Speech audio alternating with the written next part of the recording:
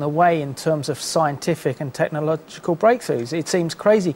It almost seems as if you're destroying the whole concept of what academia is. It's that freedom of expression and freedom to explore new ideas and concepts by discriminating against Israel and Jewish people. Absolutely, that's the biggest irony. I think British universities are actually betraying their own values. And that's very sad.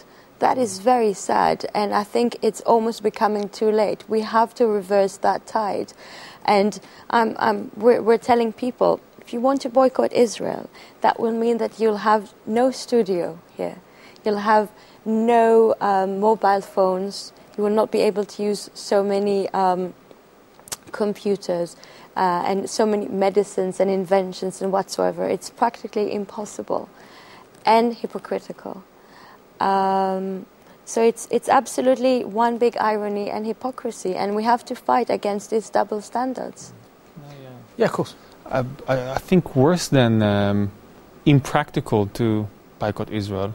I like the way you said it is hypocritical, and it is actually immoral to do so. They are betraying their own values in the sense that they would accept speakers speaking on behalf of Hamas.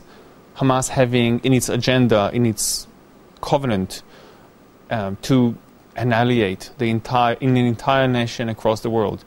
So since Adolf Hitler, nobody was saying things like that or putting them at least in writing to their constitution. And yet, those universities who would censor or consider to abolish the Jewish society would accept speakers that speak on behalf of Hamas. And that's the double standard, that's the immoral, and that's actually the true face of the new anti-Semitism. If I may add that if one wants to boycott Israeli universities, one has to boycott universities in the Arab world, one has to boycott Chinese universities, one has to boycott most universities perhaps around the world. And that is not happening. So holding one state up to different standards is definitely unfair and biased and dangerous. And Benjamin, you talked earlier about this new form or new brand of anti-Semitism. There now appears to be, within this new form of anti-Semitism, a strong mixture of Islamic anti-Semitism combined with that of the far left, which is creating this lethal cocktail of hatred and intolerance towards Israel and the Jewish people. What is this new form of anti-Semitism, and how can what seems like two completely different value systems merge as one in their anger and hatred against Israel?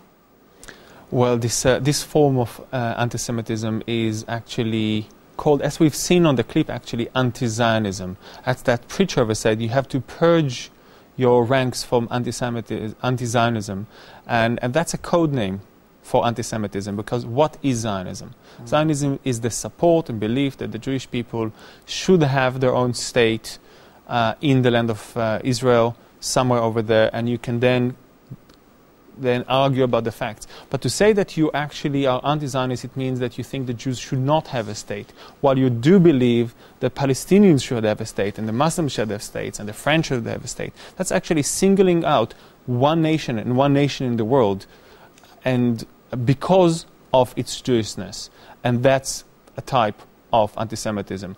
Obviously, it goes beyond it. It's demonization of Israel, and with it comes the demonization of the Jewish people in general. You know, I live in northwest London, and I can say during Kastled we started seeing swastika all around the place, and those are just Jews, they are not Israelis. So it starts with anti-Zionism, which is a code name of the new anti-Semitism, and this bizarre, what is dubbed as red and green marriage or coalition is indeed bizarre. I cannot explain it beside the old saying that hatred unites people more than sometimes love.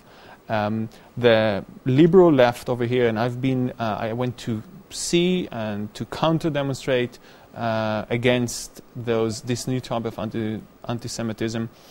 And I've seen liberal lefties, educated people, born and raised in England, native British, who are walking side by side and waving Hezbollah flags.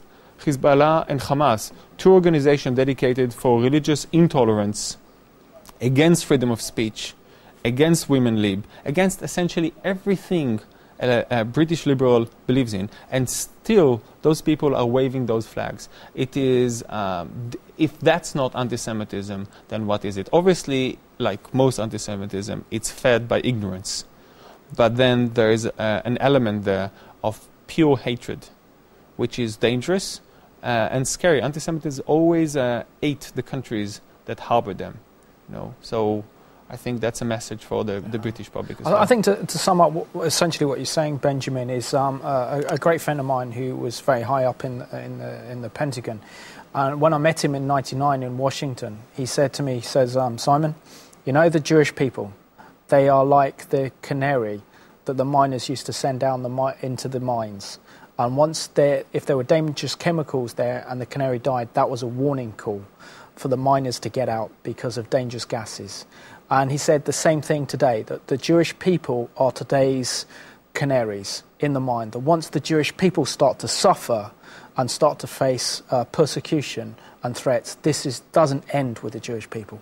And I said, it's a sign that we're living in very precarious and dangerous times, and I think we are. But just want to read out a couple of emails from our viewers, and great, it's this new iPad, just getting used to it, so bear with me.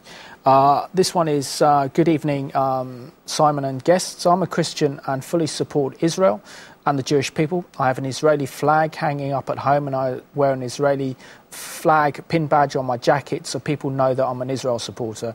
God bless Israel and your guests, and that's from Ian Branner in Staffordshire.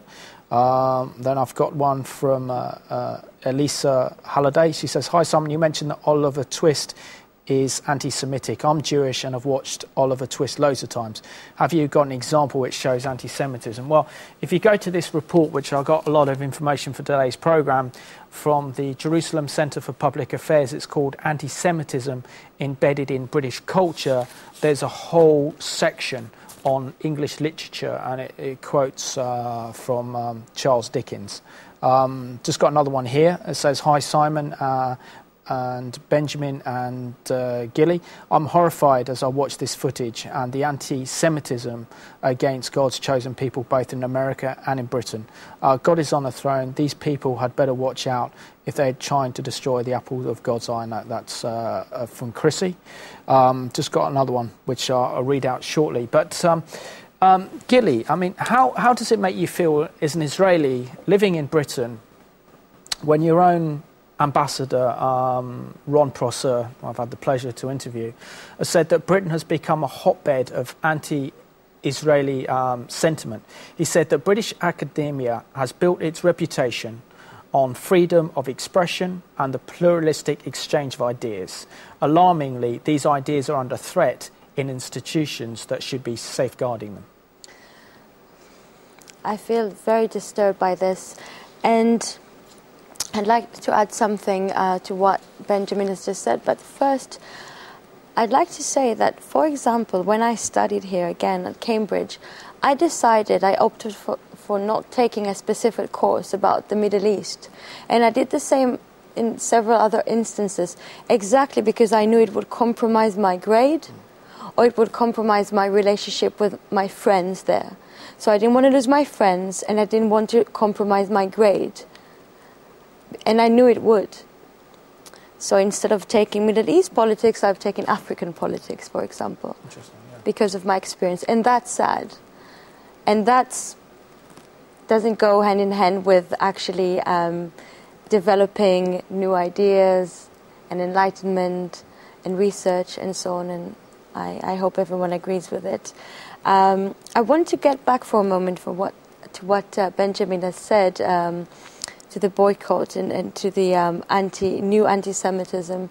And I have to admit that as an Israeli, we don't like to discuss anti-Semitism. It's not a very attractive topic. We see ourselves as Sabar, so to speak, native Israelis. And anti-Semitism is something that has to do with 60 years ago, weak Jews of the diaspora. This is not us. So we engage in what's wrong and right and the conflict and the settlements and the soldier here and the terrorist there. But actually, the more I spend time here in Europe, I do see that anti-Semitism is a very central component of this campaign against Israel. When recently I attended a Palestine Solidarity campaign boycott of the store Ahava in Covent Garden, I brought with me a couple of posters. One of them was featuring the Fogel family, a family from a Jewish community in the West Bank which was slaughtered brutally in Itamar a couple of weeks ago. Now, you would expect from the Palestine Solidarity campaign that actually they would have some minimal respect, but they were jeering at the poster and covered it with a Palestine flag. Now, that shows you that it's not about territory, it's not about the conflict. If you cannot respect the death or denounce the death of a family, of an innocent family, and you're actually mocking it, then if it's not anti-Semitism, then I don't know what it is anymore, really. I actually want to reiterate what Gili said. First of all, as Israelis, it is true. It's anti-Semitism. The concept of anti-Semitism is trying to be pushed down, and it took me many years to be able to say, yes, I'm facing some kind of Jews hatred of the Jews because they are Jews.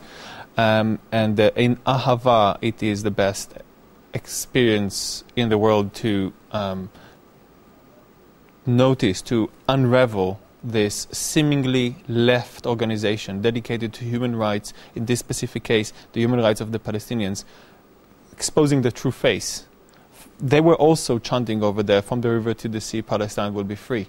And they only stopped doing that when I and my colleagues and my friends, people like Gili, went to the passing by and says, they are actually not being fair with you. They are telling you they are here because of Ahava, the way they produce the product over there, but it actually has nothing to do with that. Listen to what they say. They don't want to have a compromise. This is an extreme organization dedicated to the destruction of Israel. And we have to stop these people, because if we don't stop them now, this is going to spread across the country. And you know what? They actually stopped chanting that because it exposed them. Which was going to go on to say, I mean, you're very much involved in organising the counter-Ahava demonstration outside the Ahava store, which sells incredible Israeli beauty products from the Dead Sea. But, I mean, what is your experience of dealing with groups like the Palestinian Solidarity Campaign, the Palestine Campaign and the International Solidarity Campaign that have been really at the centre of boycotting Israeli goods and the centre of delegitimization of Israel? And what do these groups stand for, and what's their true intention? It's been a great learning experience to actually unravel those organizations. I started with the Palestinian Solidarity Campaign. I came there very naive. I came there thinking, actually,